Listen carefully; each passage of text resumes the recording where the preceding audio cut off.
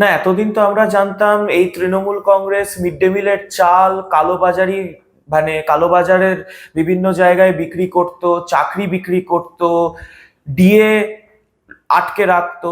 এখন তো তৃণমূলের সমস্ত 3বার 4বার 5বারের বিধায়করা বলছেন যে চাকরি বিক্রি নয়, টিকিটও বিক্রি হচ্ছে।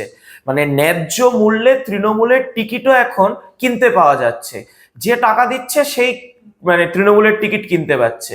সুতরাং এটা তো আজকে দিনের আলোর মতো পরিষ্কার যে তৃণমূল কংগ্রেস তার শেষ লগ্নে, তার বিদায় লগ্নে, যখন আর কিচ্ছু বিক্রি করার নেই, টিকিটগুলোও বিক্রি করে দিচ্ছে। আমার তো সবচেয়ে হাসির বিষয়টা লাগলো যে এই তৃণমূল বলতো না যে নন্দীগ্রামে লোডশেডিং করে জিতেছে শুভেন্দু অধিকারী। তো আসল লোডশেডিংটা যে তৃণমূলের অফিসে হয়েছে, তৃণমূল ভবনে হয়েছে, এটা আমরা গতকাল প্রার্থী তালিকা দেখে বুঝতে পারলাম যে 5 বছর ধরে তৃণমূলের পার্টি অফিসে অন্ধকার। একটা তৃণমূলের ব্যক্তি পেল না যাকে নন্দীগ্রামে দাঁড় করাতে পারে।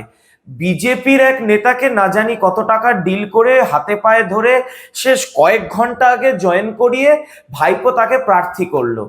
মানে আগে কত কত ডায়লগ শুনেছিলাম তৃণমূলের নেতাদের মুখে, পিসি গিয়ে চ্যালেঞ্জ করবে, পিসি নয় ভাইপো গিয়ে চ্যালেঞ্জ করবে।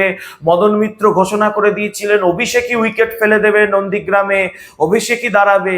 না পিসির দম হলো না ভাইপোর দম হলো, শেষে একটা মুরগি খুঁজে আনা হলো শুভেন্দু অধিকারীর সামনে দাঁড়ানোর জন্য। আর জায়গায় জায়গায় তো আপনি দেখেছেন পুরনো তৃণমূলের নেতা, তাদের সাথে আমাদের রাজনৈতিক লড়াই ছিল, চিরন্তন লড়াই রয়েছে, কিন্তু তাদেরকে প্রায় 50-60 জন পুরনো তৃণমূল নেতা যারা রক্ত দিয়ে ঘাম দিয়ে একটা সময় এই দলটাকে বাংলার মাটিতে প্রতিষ্ঠা করেছিল, সেই মানুষগুলোকে ছেঁটে ফেলা হলো।